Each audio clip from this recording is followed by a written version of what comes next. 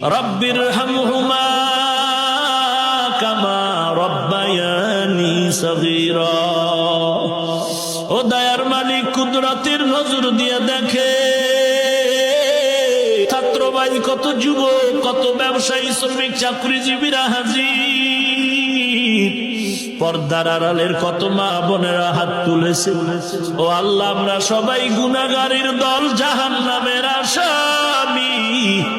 তওবার দরওয়াজায় ফিরে আসছি, আর গুনাহ করব না। মেহেরবানি করে আমাদের সকলের তওবা কবুল করে নেন আল্লাহ। তওবার উপরে মজবুত হয়ে চলার মতো তৌফিক দান করেন আল্লাহ।